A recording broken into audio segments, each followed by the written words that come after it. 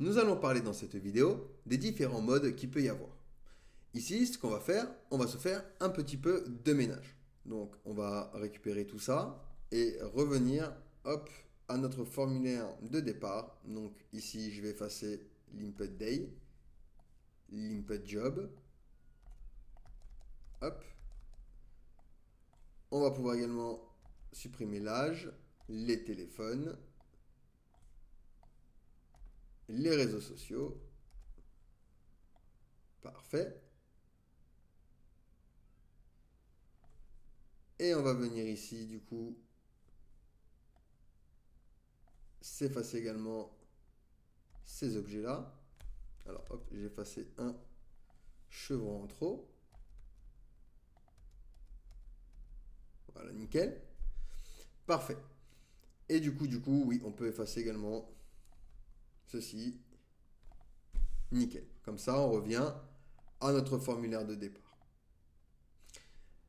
Très bien. Donc, on va aller au niveau des default value et on va voir la fonction mode que l'on peut rajouter ici.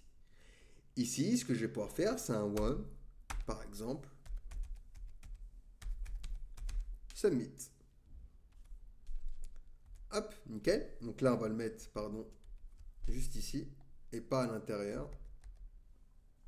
Et là, on n'oublie pas la petite virgule. Donc, qu'est-ce que c'est que ce mode, le mode onceSubmit? Et bien, dans ce mode, la validation des champs du formulaire vont être déclenchées uniquement lors de la soumission du formulaire.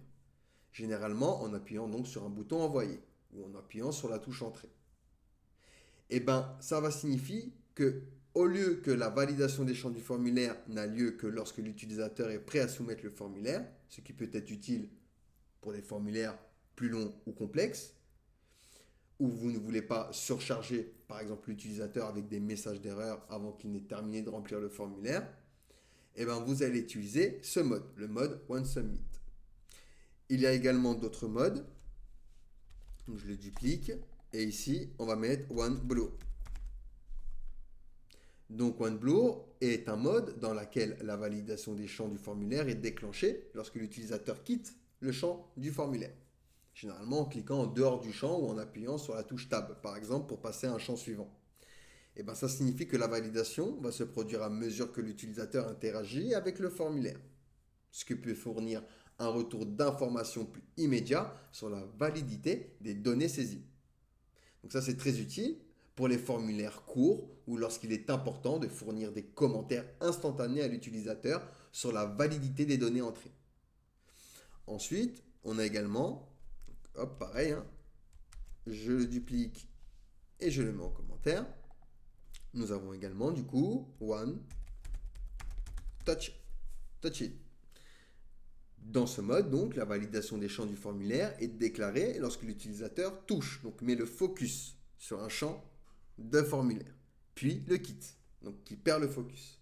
Donc là, ça va signifier que la validation ne se produit que lorsque l'utilisateur a effectivement interagi avec le champ, fournissant un contrôle plus précis sur le moment où la validation a eu lieu.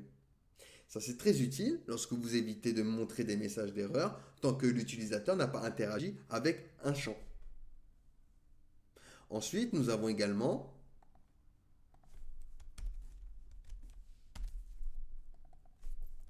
le onChange. Donc dans ce mode, la validation des champs est déclenchée à chaque changement de la valeur du champ du formulaire. Ça signifie que la validation se produit en temps réel à mesure que l'utilisateur saisit ou modifie la valeur du champ. Ça, c'est très utile pour fournir un feedback instantané à l'utilisateur pendant qu'il saisit des données. Et enfin, pour terminer, on en a un dernier. C'est All. Donc là, la validation des champs du formulaire est déclenchée à chaque fois qu'il y a eu un changement dans les champs de formulaire, que ce soit au moment de la saisie, au moment du focus ou du perte de focus, ou même de la soumission. Donc voilà les différents modes que l'on peut rajouter ici pour l'envoi et la validation de notre formulaire. Allez, n'hésitez pas à me poser des questions si vous en avez, sinon on va pouvoir passer à la suite.